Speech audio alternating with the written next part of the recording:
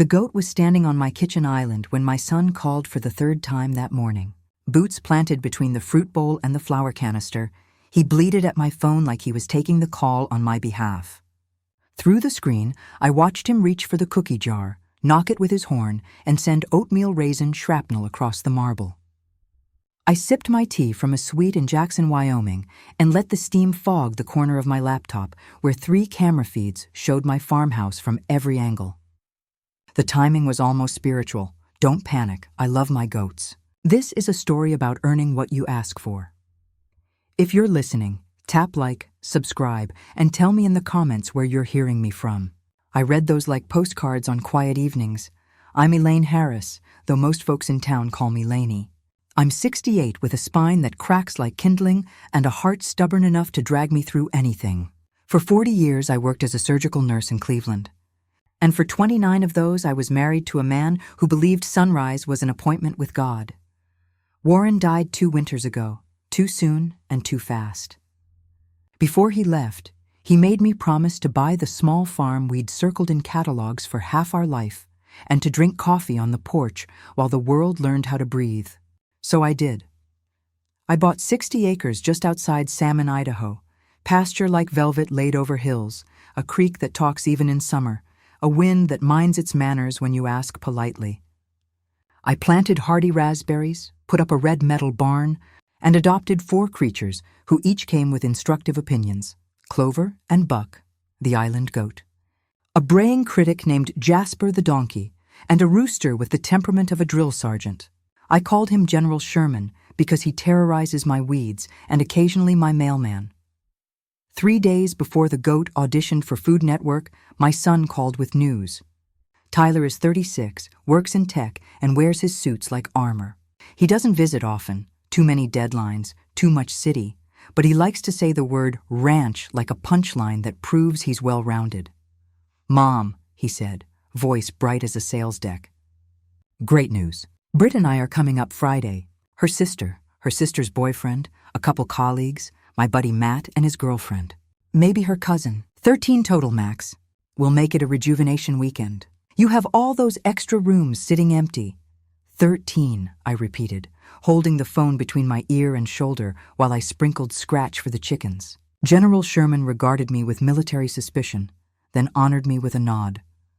"Don't make that sound," Tyler said, as if I'd dropped a plate. "It'll be good. Brittany wants to shoot some content. Brands love rustic. It'll be great exposure if you ever decide to, host retreats." "Exposure is what you get when you forget your coat," I said mildly. "And the guest rooms aren't—" "Mom," he cut in, exasperation sharpening his vowels, "you're rattling around there alone. It's not healthy. Dad would want the place full of laughter. Honestly, if it's too much, we can talk about getting you back to the city. I'll take care of the farm. We'll sell some acreage to fund your condo. Win-win." That last part he dropped fast, like a smuggled item he hoped wouldn't beep at checkout. He invoked Warren like a keycard to my good sense. He told me a story where my home was a burden and his generosity the rescue. "I'll call you when we're an hour out," he finished. "Britt's already posted the trip. You'll love her audience." He hung up before my breath could catch his sleeve. I stood in the yard with a scoop of feed and a rooster checking my form like I was new. Then I laughed, and one of those laughs turned into something that made the donkey bray. Because do you know what happens when someone tells you to abandon your dream and calls it kindness? If you're me, you make a list. I started with Hank and Rosa, who live in a small house by the creek and came with the property the way old cottonwoods come with stories. Hank knows how every hinge and pipe in this valley was installed and how to make them behave even when they've decided to retire. Rosa can organize a pantry blindfolded and once delivered a calf with knitting needles and a prayer. 13, Hank said after I told him what Boy King Tyler had planned. "That's a bus." 13, I said, "who want rustic photos and boutique sleep." Rosa's mouth tilted. "What kind of lesson you thinking?" "The kind you can only deliver with fresh air," I answered. We went shopping in my own house. The Egyptian cotton towels migrated to my closet. Rosa replaced them with camp towels that remember every lake they ever met. The good quilts retired to bins. Out came wool blankets with a story and a smell that washed mostly away. Hank adjusted the guest wing thermostat using a trick with a thermostat wire he refuses to write down. Nights would be brisk. Afternoons, ambitious.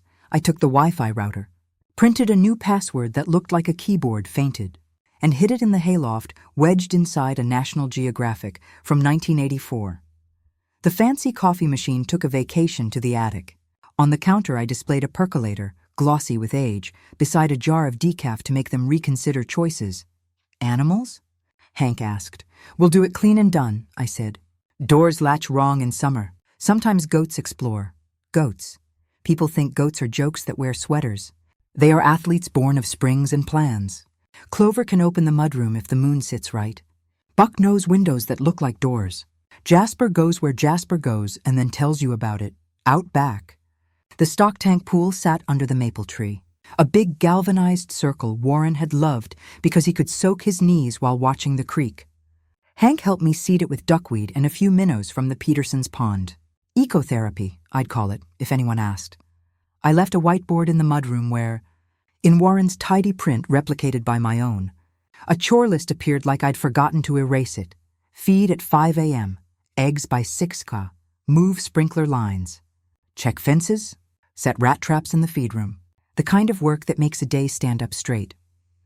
I placed 2 affordable little cameras in the kitchen and the front room and one out on the porch, the way a grandmother keeps an eye on the driveway the day her family says they're coming. Then I packed a bag. My friend June met me in Jackson with the kind of hug that smooths your hair and your pulse. We've been friends since I taught her how to steam press a veil in a church basement 25 years ago. She brought sparkling cider and her laptop and a belief in good endings. You sure? She asked when I showed her the feeds.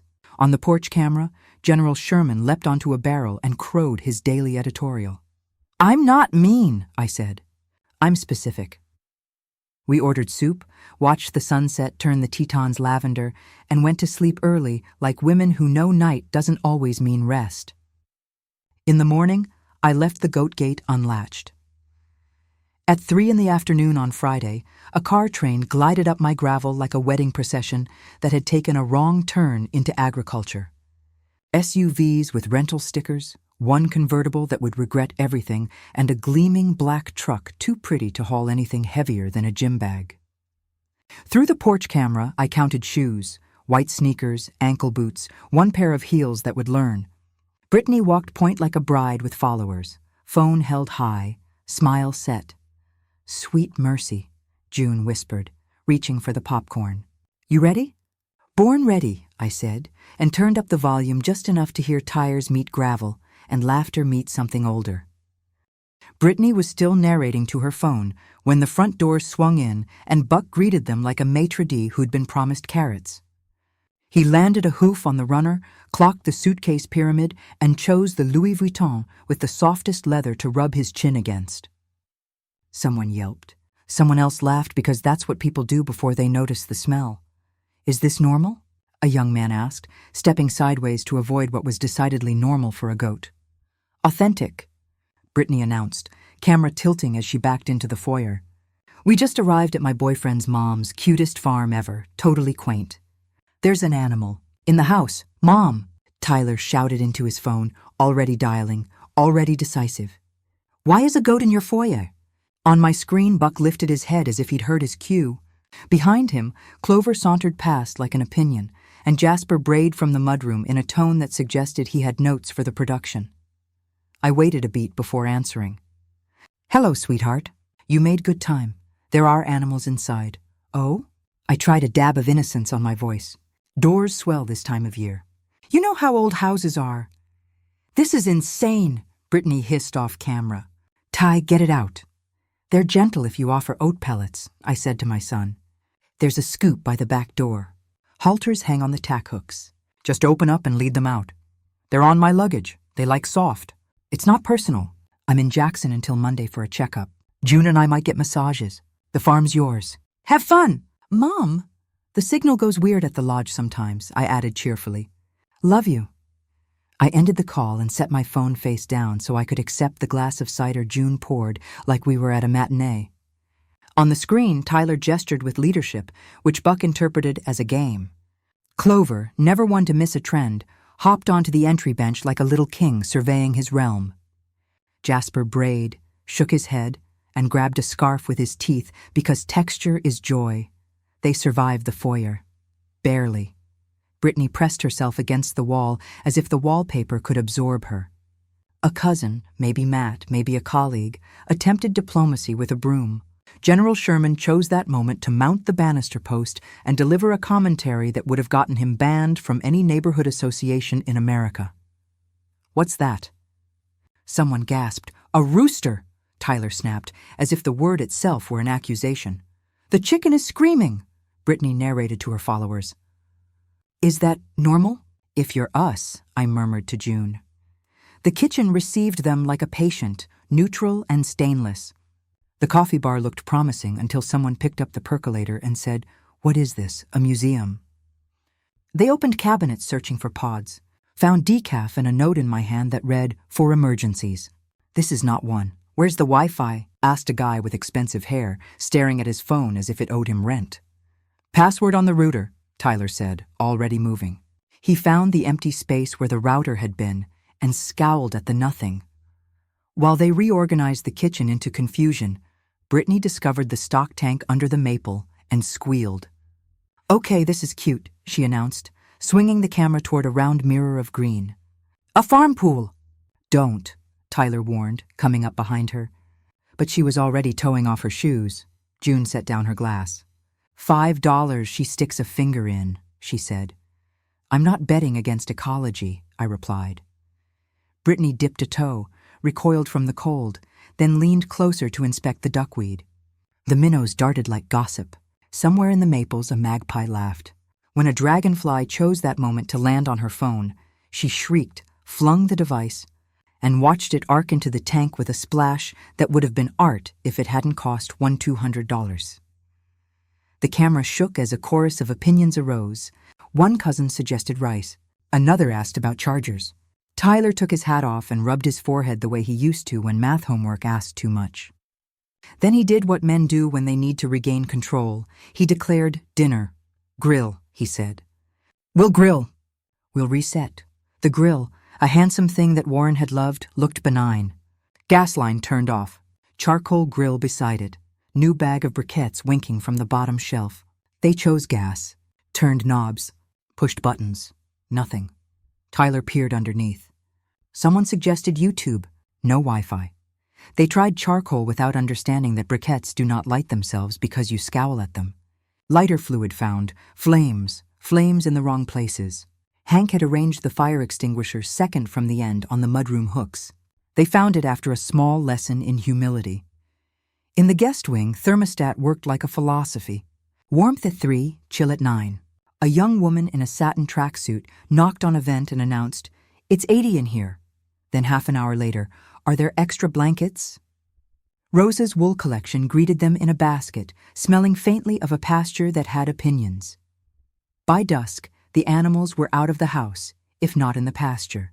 Buck found the porch swing's arc soothing and settled himself there like a patron who'd chosen a booth. Jasper discovered the convertible, hopped in with the authority of a county sheriff, and brayed from the driver's seat. General Sherman took up sentry duty on the porch rail, glaring at the setting sun as if he could make it reconsider. "This is incredible," June whispered, half horrified and fully entertained. "Do you think they will last?" "They'll last until the chore board," I said. "And maybe the towels." Inside, someone found the mudroom whiteboard. "Daily ranch responsibilities," the header read, neat as Warren's print. Underneath, feed 5, eggs 6, move lines, check lower fence by creek, loose, snap trap set, reminder, rat poop looks like long grains of rice. The group stared like it was in a foreign language. A young man read it aloud as if saying it would translate it. "We're not doing chores," he declared, in the tone of a person who has never had consequences enforce an opposite plan. "Sure," I told the screen. "Try prosperity without gravity." They ate charred zucchini and undercooked chicken inside with the windows cracked, and the smell of creek air and faint manure reminding them they were somewhere older than their plans. Brittany cried in the bathroom because her phone was in rice in a mixing bowl on the counter and not in her hand. Someone tried the shower and yelped at the cold before it scalded. A guy wandered in a towel asking where the real towels were. Rosa's towels told him they were the real towels, and he needed to adjust his expectations. "Is there air?" a guest asked, fanning herself with a glossy magazine at 9 p.m.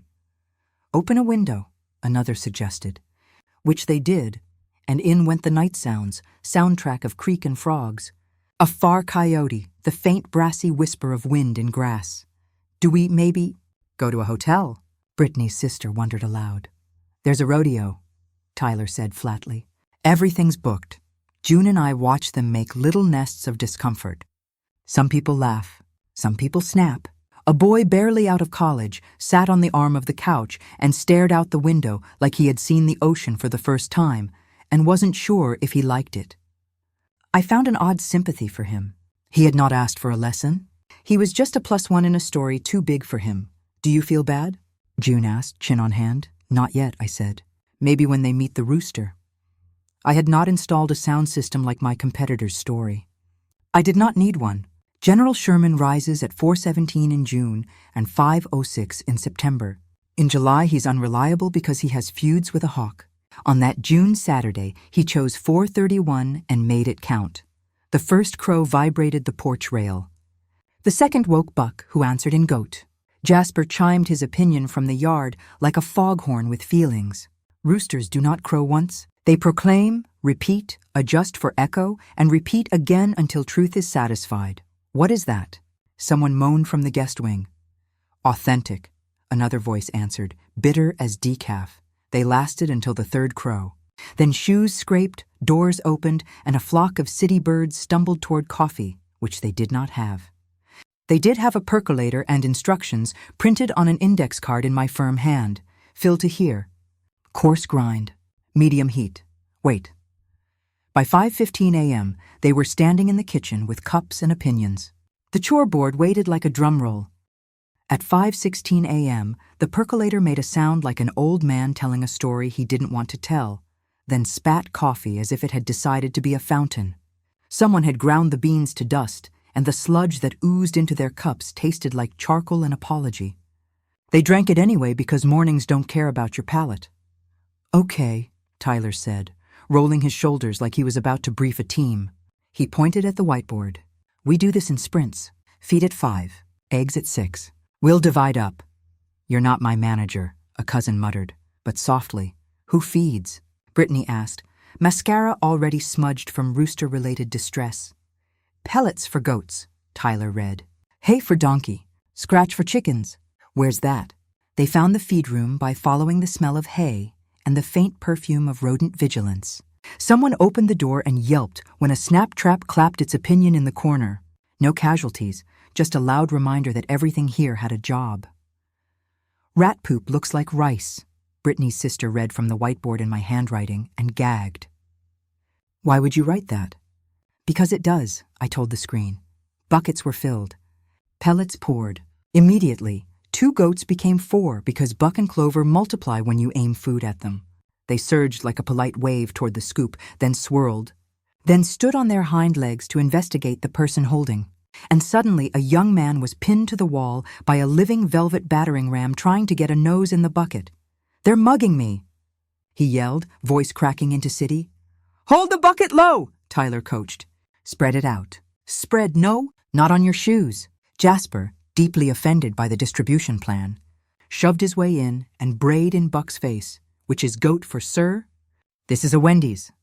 Buck headbutted the scoop. Pellets flew and the yard became a yard again. Gravel, dust, flurry, laughter edged with panic. They fed the donkey, eventually, and he forgave everything with a sigh and a loud fart that made somebody's pride wilt. "Eggs," Tyler said, consulting the board like a man reading a prophecy he didn't believe in.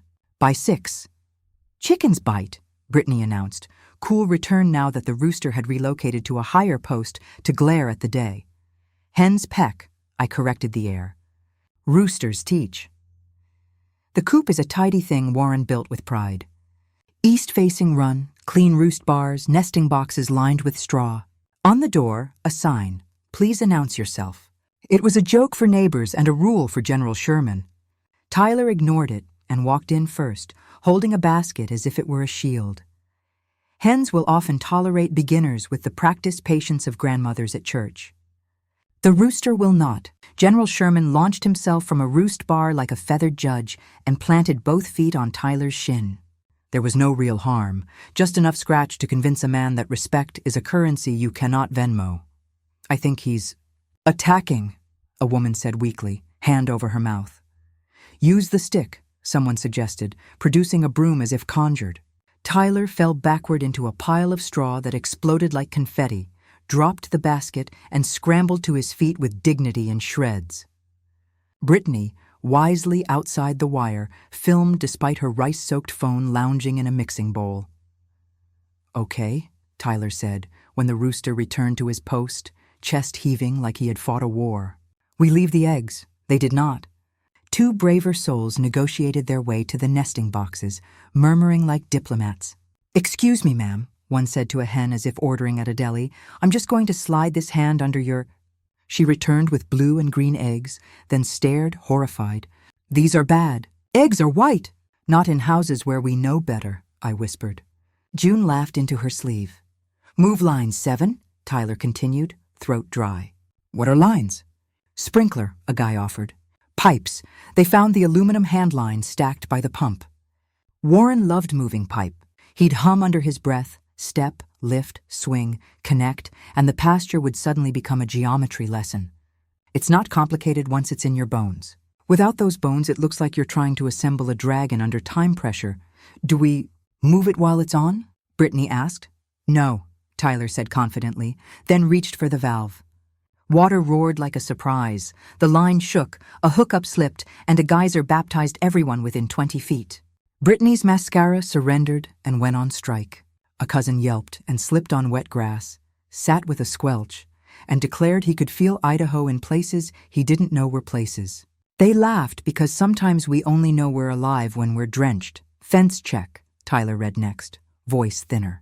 "Lower by creek, loose." "Not it," Brittany said immediately, pointing at her shoes. "It's just a walk," Tyler insisted, and they made a parade down the path under the cottonwoods. The creek was talking the way creeks talk, high from snowmelt, a ribbon of light. Mosquitoes had RSVP'd to breakfast. The lower fence had indeed learned to flirt with gravity. A couple of staples had lifted, a strand sagged. When Tyler leaned over to fix it, he discovered why Warren kept leather gloves in his back pocket. "Idaho fences do not respond to manicures." "Pliers," Tyler said, scanning for a miracle. "In the barn," someone offered hopefully, already turning back. On the way, Jasper blocked the path with the authority of a toll booth. He brayed once, then stood, daring them to negotiate. By 7, the kitchen smelled like wet people and burned coffee. They had eggs. They had bread. They had the will to heat a skillet. They did not have patience for the percolator anymore. A young woman rooted through the cupboard and found my emergency French press. Triumph lit her face. Collective Hope rose like meringue. "It's decaf," she announced, reading the label. Collective Hope fell like a tent in wind.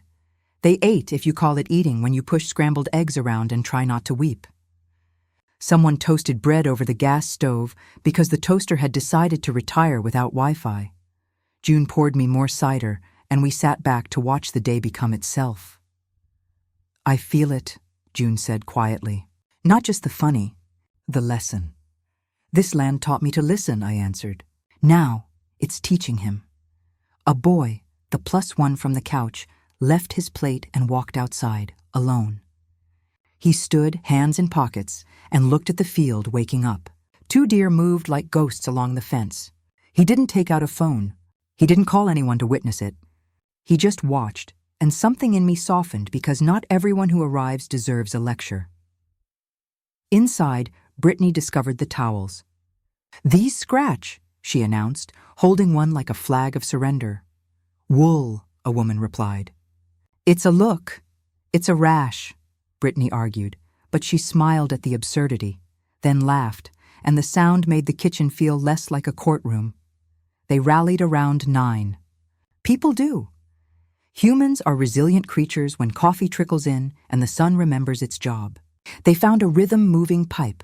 Turn off, move, connect, turn on. laughed when the rooster crowed for the 6th time, because he could, and learned Clover's tells. When the goat's ears angle like that, he's about to jump. By 10, Brittany tried to film again, hair in a baseball cap now, voice softened by repeated humiliations. "We're doing farm chores," she told her restored phone, "and apparently a rooster can hold a grudge." General Sherman tilted his head toward the lens like an attorney objecting on principle. "Town?" someone asked, squinting at the horizon as if distance might become shorter if you stared it into submission. 40 minutes, Tyler said. Rodeo, no rooms. No Wi-Fi, no Uber. Then we lean in, Brittany said suddenly, surprising even herself. We do the thing. We earn breakfast. Breakfast was 2 hours ago, her sister replied. Then we earn lunch, Brittany countered, and for the first time since her phone hit duckweed, I found myself liking her. They split into pairs for fence work. Found the pliers, learned to twist wire until it sang. Someone discovered a garter snake sunning on a rock and yelped. Someone else picked it up gently and set it safe under brush, like she'd done it since she was 5. The +1 from the couch told Buck he was a good boy, and Buck bleated as if to say he would allow that for now. Are we having fun? A cousin asked, incredulous. No, someone grunted, lifting pipe. But we're something. Useful, the +1 supplied, surprising everyone. We're being useful. At noon, a text lit my phone from Hank. Lower gate set. Neighbors coming by later. I smiled and typed back, let it happen. A little community is good for pride. Inside, Brittany found a note under the coffee pot written in Warren's print and traced by mine. If the percolator screams, turn her down. If the rooster screams, turn yourself down. If you forget why you're here, go outside and watch the grass do its job. She read it aloud, slow. For the first time, the kitchen went still, like the world had stopped twirling for a breath. Tyler's hand went to the counter, fingers splayed like maybe, just maybe, he could steady himself on a sentence his father had left behind. Who wrote that? Brittany asked softly. Dad, Tyler said. His voice had a stone in it. June reached for my hand, squeezed once, and let go. Outside, General Sherman crowed again, but it sounded less like judgment and more like a bell meant to call us to something we had nearly missed. By early afternoon, the farm had settled into that white noise hum it makes when the sun decides to mean it. The cottonwoods flickered like old film along the creek. Heat rose off the gravel. Someone dragged a lawn chair to the only patch of shade that didn't belong to a goat and announced, I did not pack for Pioneer cosplay. Content break, Brittany declared, hair in a low knot now, dignity tied to it. She approached the stock tank with caution and a skimmer she'd found near the garden. We're going to reclaim this cute pool moment. She dipped the net, came up with duckweed and 2 tadpoles blinking like they regretted everything. General Sherman, unimpressed by the attempt to curate ecology, jumped onto the tank rim, glared down at his reflection, and screamed into the water like he'd spotted an enemy general. Tyler stood in the doorway, arms crossed, face set toward something that wasn't here. He had that look he used to get as a boy when a Lego tower had promised a castle and delivered gravity. Then he did the only thing he could. He gathered people. Lunch, he said. Sandwiches. They found bread. They found mayonnaise. They found ham with a sell-by date that made a cousin make the sign of the cross. In the garden, cherry tomatoes hung like punctuation. A young woman asked if she could pick a few, and I liked her instantly. She carried them in her shirt like a sling and rinsed them under the outdoor spigot. Then kept 2 for herself, the way a person who has shared knows how to keep a little joy. At 1, the sound of engines hummed low on the drive. Hank had texted. I knew what was coming. The neighbors rolled in 2 pickups and a flatbed with a hay bale bench and a cooler large enough to hold hope. From the flatbed, a boy jumped down with a rope and a grin. From the other pickup, a woman with forearms like competence raised a hand and called, Laney's boy? Tyler didn't recognize her. He recognized her confidence. Yes, he said, and for once it didn't sound like a victory. I'm Darlene. This is my husband, Earl. We brought potato salad and a roping dummy. Hank said y'all were keen to learn. Figured we'd make a Saturday of it. She pointed with her chin at the metal steerhead fixed to a bale with wheels. It had horns that promised education and humiliation in equal measure. Absolutely not, Brittany whispered, eyes wide. Absolutely yes, Darlene said cheerfully, mishearing or refusing. Somebody show these city babies how to coil a rope. Little by little, the yard transformed. Coolers opened, laughter softened, a guitar found a shoulder. Two teenagers from Darlene's place started a pitcher of something that tasted like lemonade in summer. The roping dummy rolled at short intervals as people tried to swing a loop and learned how physics assigns consequences. Like this, Earl said to a young man with sneaker laces too white for this county. He swung easy, a rhythm made of repetition and county fairs. The loop dropped. The horns caught. The teenagers cheered politely because they'd seen better, but they were kind. The young man tried, missed, tried again, missed differently. On his fourth, he caught one horn and fell backwards laughing. If humility were currency, he'd made his first deposit. This is actually fun, Brittany announced, surprising herself and everyone else. Darlene handed her a rope. Brittany eyed it like a snake. I'll film. Suit yourself, Darlene said, and stepped to where Tyler stood. You want to give it a go? He took the rope because he doesn't know how to refuse a dare. He swung it like you swing an idea in a meeting. Too fast, too wide. The loop collapsed behind him and caught his own ankle. He went down, managed to keep his palms clean, and lay there staring up at the sky like it had insisted on existing just to be contrary. When he got up, he dusted his pride and smiled at himself. A real one, not the camera kind. Again, he said, and caught the horns on his second try because some people learn better once gravity introduces itself properly. The cooler lid flapped. Potato salad appeared in bowls. A boy handed Brittany a paper plate with barbecue and whispered, "The rooster's watching." General Sherman was, in fact, watching from the porch rail, head angled, eyes like coins assessing currency. He crowed once as if to say he would allow merriment if it didn't interfere with his jurisdiction. On the flatbed, a woman I didn't know set up a folding table with jars of pickles so green they looked like they could fix anything. She had a baby on her hip and a wedding ring set that had seen some fence work. "Your mama saved me last winter," she told Tyler without preamble. "Kept our pipes from bursting with that wood stove trick. I owe her my tile." He blinked at the information structure of this valley. Favors passed in stories, debts paid in pies, no ledger but memory. "She didn't mention," he said. "She wouldn't," the woman replied. "That's why it matters." Inside, where the sound of guitar couldn't get to because the walls are thick like good patience, Tyler wandered to my office. The door was cracked. The little brass plaque still said Warren, in letters I had rubbed 100 times in grief and 1,000 in worship of calluses. On the desk, I had left a manila envelope addressed to him. No tricks, no locks, just paper and handwriting. He closed the door. We watched on the living room camera, sound off because I am not cruel. He sat. He hesitated. He opened the envelope like it might bite. Inside, a letter I'd written on a night last year when the creek had sung louder than the coyotes, and I realized my son thought inherit meant right and not responsibility. Tyler, you were born 8 pounds of will. You came into a world that wanted you on its terms, and you refused. That's my favorite thing about you. But sweet boy, will without worship becomes conquest. Your father worshipped work. He showed up for it when it loved him and when it did not. This place is work. It is love dressed in muck boots. If you want any part of it, you have to let it teach you first. I won't sell pieces of a promise to fund convenience. I won't hand you a crown for a kingdom you mocked. You can visit any time. The door is open. Ownership is not— Mom, he read it once. He read it twice. He folded it carefully like a document you might carry into a day. When he stood, his face was not boy, not boss. It was something trying to become. He joined the roping lesson and missed twice. On the third, he caught both horns and the teenagers whooped without irony. Brittany clapped. She had barbecue sauce on her wrist and didn't care. The +1 from the couch tried next and caught air but laughed with his whole body, and when he handed the rope back, Earl said, "You're all right, son," and meant it. At 3, a sound like distant weather swelled and then rolled closer. A flock of turkeys from the Jacksons' place wandered across the pasture like a committee. The Tom fluffed himself into a parade float and chased the convertible's reflection in the chrome bumper.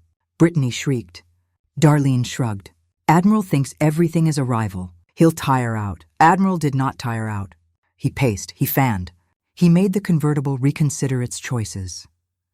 Power flickered at 4, then went out completely as a storm marched up from the valley. It wasn't angry, just a reminder that modernity is a visitor who leaves when wind asks firmly. The guitar got louder. Someone lit candles. Someone else tried the trick candles I keep for birthdays. They relit and made 2 cousins perform a physics experiment with air. They laughed until they were breathless. When the storm passed, Darlene packed up potato salad and rope. "Y'all did good," she told them, this group who had arrived with plans and left with dirt under their nails. Sunday, potluck at Laney's. Hank said you'd host on account of wanting to be part of the community. 3 o'clock. Choir's coming. Bring a dish.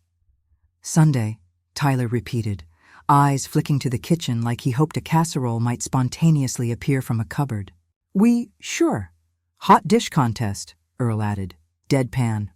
Don't scare 'em, Darlene scolded, then winked at Brittany.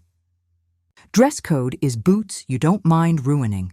They left with waves and leftovers and a joke about who got to drive the roping dummy back because Admiral had opinions. The yard quieted, then filled with the sound of insects doing their version of a hymn. Phase? What are we on? June asked, folding a hotel napkin on her lap like she'd been taught by an aunt with standards. Phase next, I said. Let them cook what they don't have. Let them host with nothing but air. Inside, the guest wing had learned how to be a sauna again. Someone propped a door with a boot, and Clover slipped in to inspect the hall runner. In the kitchen, a cousin tried to make brownies and discovered my baking drawer labeled in Sharpie, sugar, flour, pride. She used all 3 and produced something edible because the universe wanted to be kind. At dusk, Tyler drifted to the porch and sat on the step like he had the first time he fell off his bike into gravel and didn't cry because I was watching. He held the letter. He didn't read it. He held it like a rail. Brittany joined him, leaned into his shoulder, and said nothing, because nothing is sometimes the only credential a moment accepts. Do you think he'll ask? June murmured. Eventually, I said. But not tonight. He didn't. He sat until night came proper and the sky turned itself on. The Milky Way poured its white ribbon over the pasture, and even Admiral shut up for a spell. Someone pointed. Someone else whispered a name for a constellation wrong, and nobody corrected her because accuracy was not the point right then. Sunday announced itself the way Sundays do on a farm, quiet and undeniable. The heat hadn't built yet. The light in the kitchen was the color of butter. General Sherman crowed from the porch rail, not angry this time, just punctual. The guest wing opened like a line of overcooked biscuits. People padded out in socks, holding mugs of decaf they pretended was real coffee because denial is a cousin to hope. At 3, Tyler said to no one and everyone, tapping the whiteboard like it might grant a reprieve.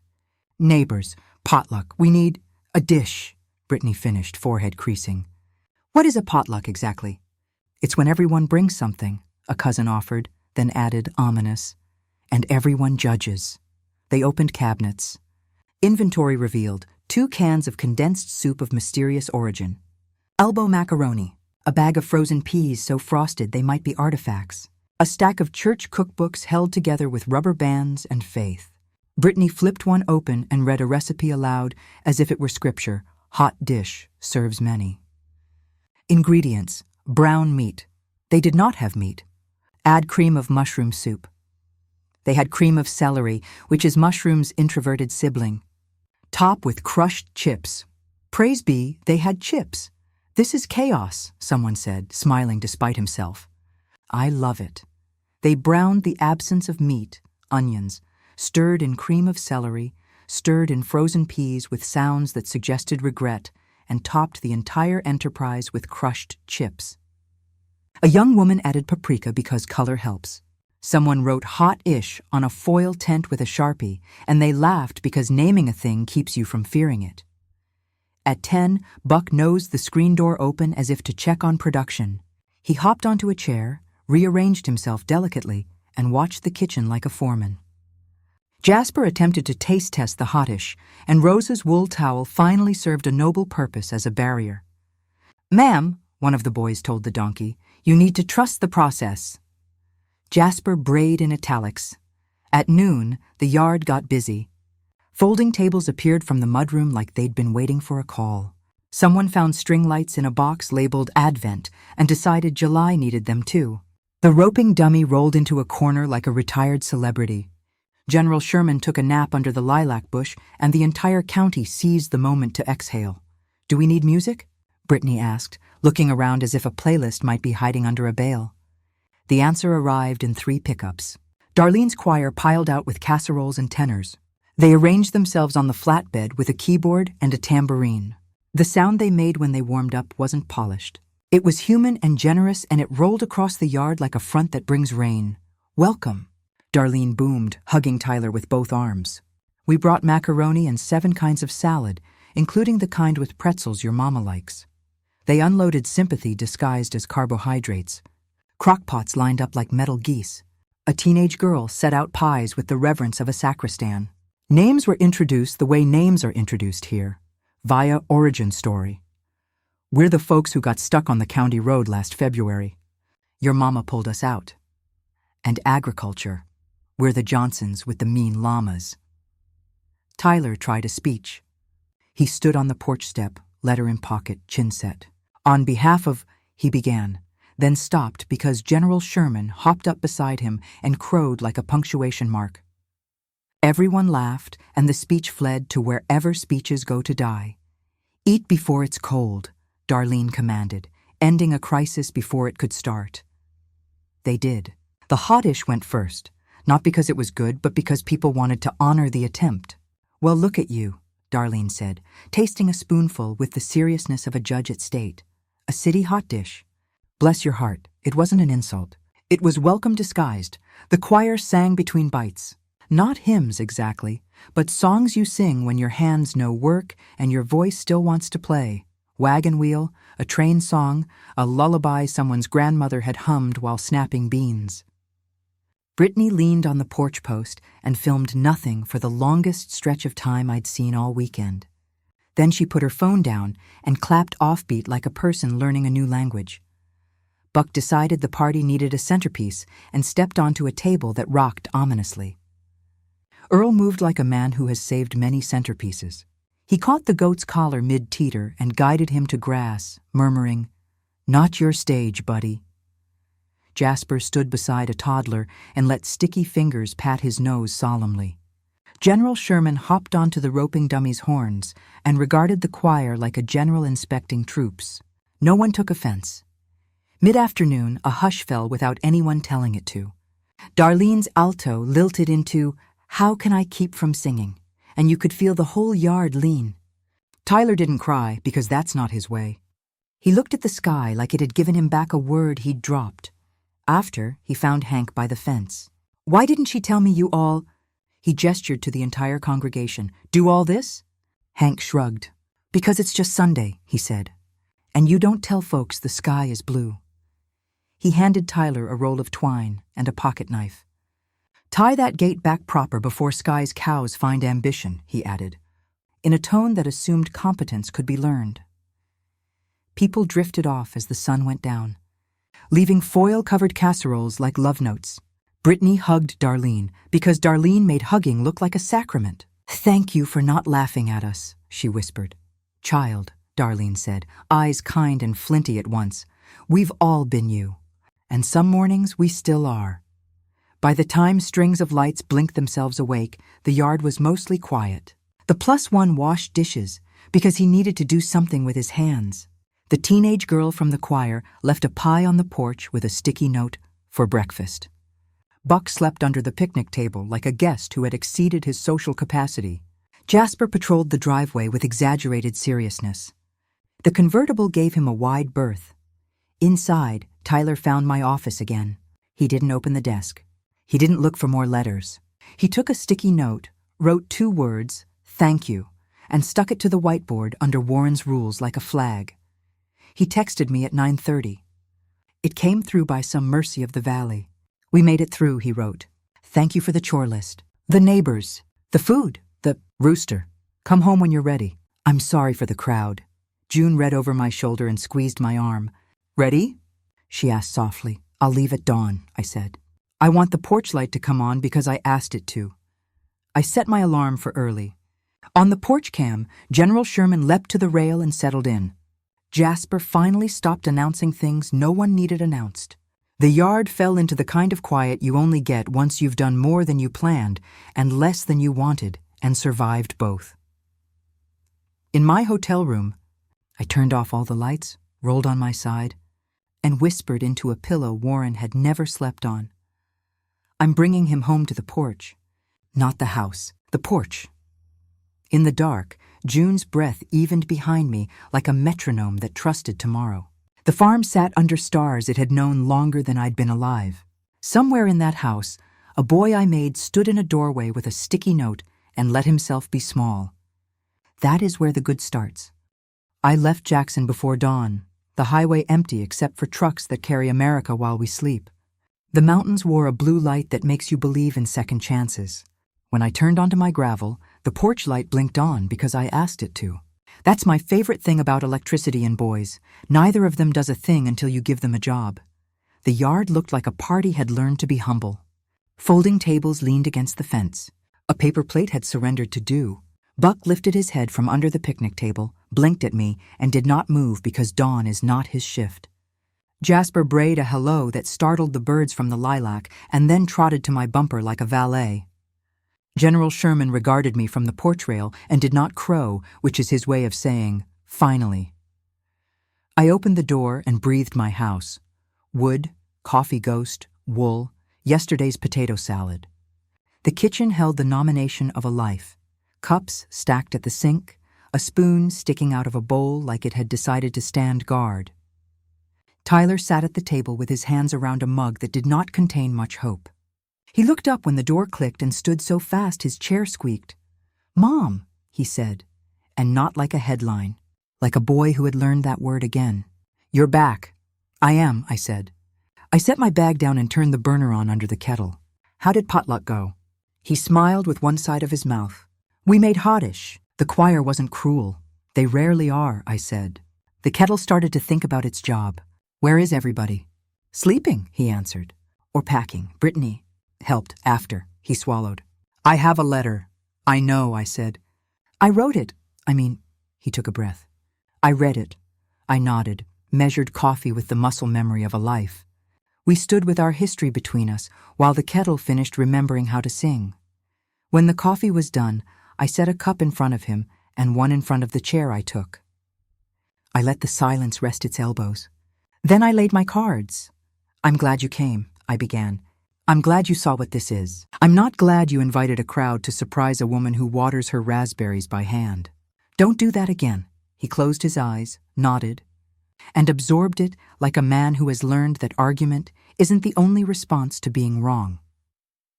"You should also know," I continued, "that last fall I placed a conservation easement on these 60 acres. Nothing gets subdivided or sold to developers on my watch or anyone's after. The title sits in a living trust. I am trustee. Hank is successor if I meet God before he does. There is no clause where you inherit because I am tired. There is, however, an open door where you can learn." His eyes lifted. I do not know when he learned to look like his father, but the resemblance startled a part of me that had gathered dust. "I talked to a developer," he admitted. "Before, months ago. I called it helping. It wasn't. I'm sorry." "I know," I said.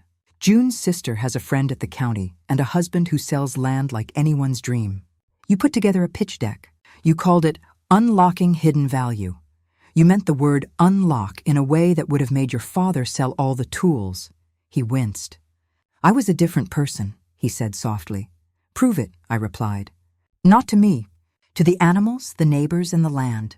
They're better judges." Brittany appeared in the doorway then, hair in a messy bun that had stopped trying to be pretty and settled for present. She had a dish towel in her hand and yesterday's barbecue on her sleeve. "Mrs. Harris," she said, voice tentative, "I owe you an apology." "Then give it," I said, "because the best apologies are handed straight, not slide-tackled into."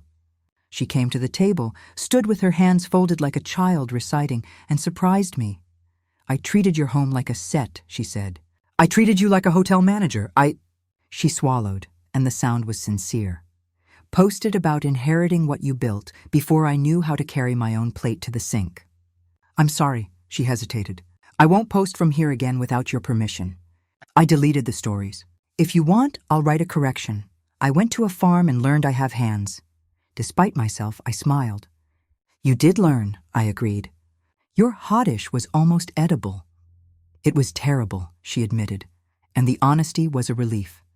But I made it, and I didn't cry when the rooster looked me in the eyes. General Sherman sees into souls, I said. He says you may live, she laughed, surprised, then sobered. We'll clean. We'll be gone by noon. Tyler will help you pack, I said. Then he will come back inside and listen. They left me to my coffee. I stood at the sink and looked through the window at the cottonwoods. Green had done its job. The creek pretended it had never been wild. Buck jumped onto the porch swing and settled like a punctuation mark. By 11, the yard filled with cars that did not belong, then emptied like a fair that had decided to take a nap. Brittany hugged Darlene when she picked up a dish she'd forgotten. Darlene whispered something in her ear that made her nod quickly and breathe. At noon, my house was mine again. Tyler stood on the porch like a boy waiting for a bus he had already missed. He stared at the steps. He stared at the yard. He finally stared at me. What do I have to do? He asked. 2 options, I said. 1 is immediate. You go back to the city, sell your extra things, and use the money to pay off a chunk of debt that you pretended was oxygen. 2, you come here for 90 days and work like you were born to it. Dawn feed, line moves, fence repair. No camera, no audience. Before you answer, know this. The trust stands. The easement stands. There is no promotable position at the end. There is only knowing. He looked at his shoes like they had answers. Could I do both? He asked. Pay debt, then 90 days. Not for a claim. For a clue, maybe, I said. But there's one more path, and I need you to hear it without flinching. He lifted his eyes. There's a veterans program downriver, I said. Horses, therapy, muck and miracles. They need hands more than I do. If you're serious about earning the right to be near animals that teach, go there first. 3 months. Then come back and we'll see. He nodded like someone who had been told a hard thing, but also a true one. Text me the number, he said. I did. He hugged me then, careful like I was breakable glass, and then tighter like he remembered I was brick. I love you, he said. And it sounded like a sentence he wanted to write again. I love you, I returned. With the addendum I did not say, love needs chores. 2, he left in a car less shiny than Friday. I stood on the porch and listened to Jasper announce the departure.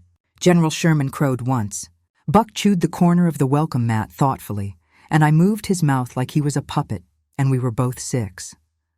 When the dust settled, the farm exhaled. June texted a heart from Jackson. Darlene texted, he's got a shot. I texted back, so did the roping dummy. That evening, I walked the lower fence with Hank and the light we shared. The cottonwoods clapped because wind told them a joke. We found a loose staple and drove it home. When we turned back, the house threw its squares of light on the yard like a quilt. It looked like what it is, a place that will let you in if you knock like you mean it. 3 weeks later, my phone buzzed before sunrise. A picture filled the screen, a bay gelding breathing into Tyler's shoulder, both of them fogging the cold. The caption was 6 words, which is how men say essays when they're learning. Day 19. I mucked without complaining. Later came a video from a volunteer named Lila, no polish, no filter, of Tyler walking a veteran through grooming, saying, slow down. He already knows you're here, like it was a sentence he'd earned the right to borrow. The man nodded, and the horse lowered his head, and I let the sink run a moment longer so I wouldn't cry into the biscuits. By the end of August, he arrived with calluses that had opinions. 90 days, he said on the porch like a promise. I made him swear a smaller oath to General Sherman, who stared at him from the rail, and then, with all the magnanimity a rooster can muster, hopped down to inspect his boots. Tyler didn't flinch when the beak tapped leather. Morning, sir, he said. I nodded. We began, you don't teach a farm. It teaches you. Day 1, I set out a list that looked like it had come from any dawn. Feed, water, move a line, fix a latch, mend the corner where wind forgets. He worked beside me without narration. He missed the valve timing once and took a sprinkler to the chest, laughed, and kept moving pipe like a metronome that finally found the beat. On day 4, Jasper planted himself across the gate and demanded toll in the form of a scratch between ears. Tyler paid without trying to negotiate. On day 7, Buck stole his glove, and Tyler trotted after him, laughing, then stopped and waited. When the goat got bored and dropped it, he praised him like he'd planned it that way all along. The first real test came with weather. A storm rose like a preacher with an agenda, hammered the ridge, and shoved debris into the creek until it threw sticks at our lower fence. I was halfway down the path when I saw Tyler already there, jeans soaked, shoulders squared against water that kept insisting. He had looped baling twine around a branch and was coaxing it away like a stubborn idea. "Careful," I called, and he didn't look back as he answered, "I am." We pulled and pried and swore softly. When the worst of it eased, he stood, breathing hard, and grinned at me with Warren's grin. "I didn't know I knew how to do that," he said. "You knew," I answered. "You just hadn't met the lesson." He failed too. He forgot to latch the grain bin and found himself popular with rodents and regret. He overfilled the stock tank and learned water has opinions about edges. He misread a mare's ears and got his foot stepped on, then thanked her for teaching with kindness that didn't break bone. At dinner he'd sit quiet, and I'd catch him glancing toward the office door where Warren still gleamed in brass. Sometimes he'd go in and read a page from the old notebook and come out with a sentence he wanted to live with the next morning.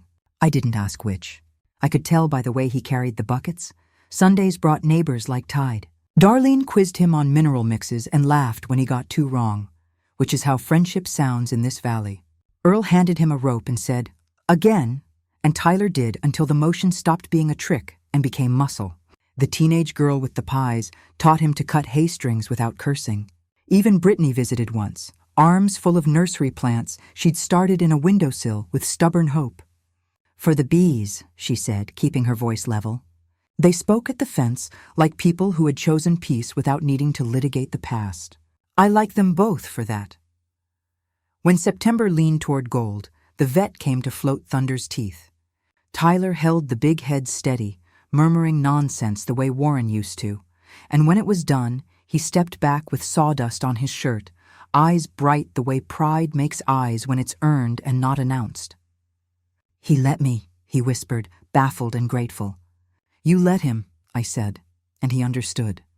The thing about 90 days is they grind off what talk polishes too smooth. On day 60, he showed up at 4:30 without my text, because roosters are redundant when work is a habit. On day 72, he asked Hank questions I had never heard him ask. How deep for posts in this soil, how to read wire by sound, how to know when a hinge wants replacing and not repair. Hank answered like a man watering a seed he wanted to see become shade for someone else. The money talk happened on a Tuesday while folding salt bags. "Your feed contract is ridiculous," he said. "I can find better without compromising protein." I raised an eyebrow. "Do it." He did, and the savings went to the vet fund because animals collect emergencies the way some folks collect stamps. "I'm not trying to buy a vote," he said. "Good," I answered. "There isn't one." On day 83, General Sherman decided to test him properly. The rooster launched like a feathered missile when Tyler reached for a stubborn hen. Tyler didn't kick, swat, or swear. He stepped back, reset his breath, and announced himself at the door as the sign suggests. The general blinked, considered the compliance, and hopped down to let him pass like a gate that only opens for manners. I watched from the kitchen window and exhaled a breath I didn't know I'd been holding since the day Tyler called my porch a lobby. On day 89, a boy from town came by, 18, sullen as a storm front. He'd dented his mother's car, fought with a teacher, and needed a place to be that wasn't his own head. I put a rake in his hand and pointed to the run. He rolled his eyes. Tyler handed him another rake and said, "We'll do it twice as fast together." They did, badly. They did, laughing. At the end, the boy looked at the rooster like he'd survived basic training and asked, "What's his name?" "General Sherman," Tyler said with a straight face. "He believes in discipline." The boy saluted, and the bird, insulted, crowed. I handed the kid a sandwich and a chore list and told him to come back if he liked being useful.